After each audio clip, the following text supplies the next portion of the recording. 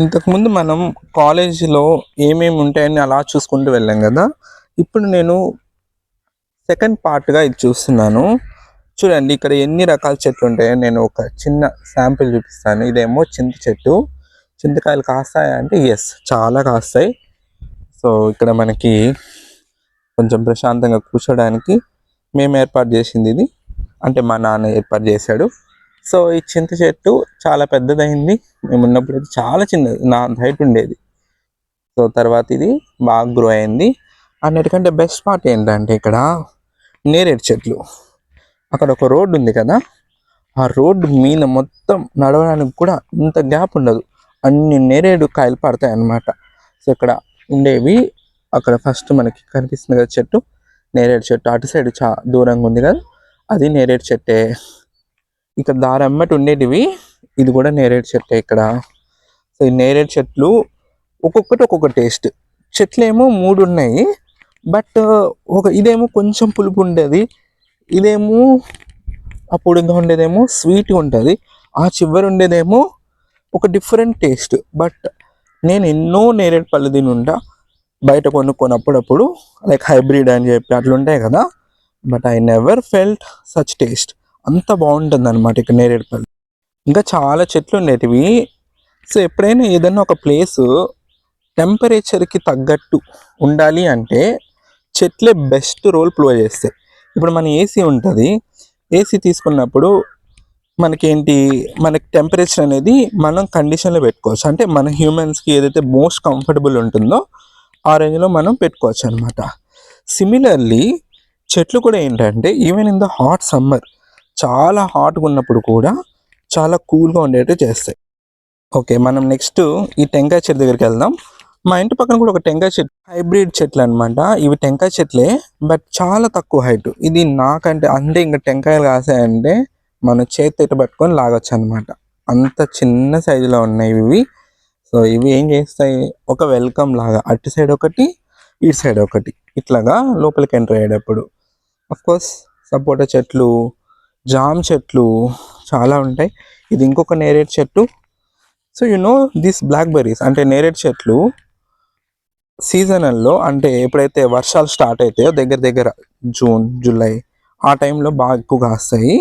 But ఆ టైంలో తింటే చాలా న్యూట్రియంట్స్ మన బాడీకి అందుతాయి.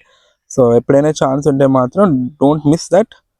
మనకి నేరేడు పళ్ళు తినే అవకాశం వచ్చినప్పుడు ఆ సీజన్లో తినాలంట, కనీసం 2 తినాలంట. ఓకే, సో ఇంకా చూద్దాం. చాలా రకాల చెట్లు ఉంటాయి. నేను ఫోకస్ ఎంత దేని మీద చేస్తున్నానంటే మనం తినేవి ఉంటాయి కదా, మామిడి పండ్లు, నేరేడు పళ్ళు, అలాంటి వాటి మీద. సో వేప చెట్లు మనకి ఎన్విరాన్మెంట్కి చాలా చాలా యూస్ఫుల్ అయ్యే చెట్లు.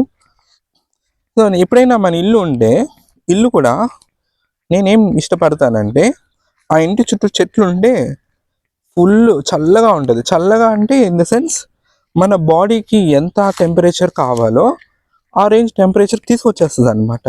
మనకి ఎక్స్టర్నల్గా ఏమీ అక్కర్లేదు, లైక్ ఏసీస్ అలాంటి అవసరం ఉండదు అనమాట. ఏం రా అబ్బాయ, రెస్ట్ తీసుకుంటున్నా, తీసుకో తీసుకో. ఓకే, ఇక్కడ కూడా లోపల మనకి జామ చెట్లు, సీతాఫలం చెట్లు అవన్నీ ఉన్నాయి. ఒకసారి చూద్దాము. జనరల్గా రాగి చెట్టు, వేప చెట్టు పక్కపక్కనే ఉంటే చాలా పవిత్రంగా భావిస్తారు. ఇక్కడ చూడండి, మనకి రాగి చెట్టు, వేప చెట్టు పక్కపక్కనే ఉన్నాయి, బట్ రాగి చెట్టు డామినేటింగ్ ఇక్కడ. సో ఈ రెండు కాంబో, రెండు కలిసి ఉంటాయి అన్నమాట. లైక్ మొదలు కూడా దగ్గర దగ్గర కలిసే ఉంటుంది. రావి చెట్టు, ఇక్కడ చూడండి పనస చెట్టు ఎంత పెద్దది అయిపోయిందో. ఇంతకుముందు ఇంత సైజు కాయలు ఉండేవి కాదు, ఇన్ని నెంబర్ ఆఫ్ కాయలు కాసేటివి కాదు. ఈ ఇయర్లో మాత్రం నెంబర్స్ ఎక్కువ అయిపోయాయి, అంటే ఎక్కువ కాయలు కాస్తున్నాయి.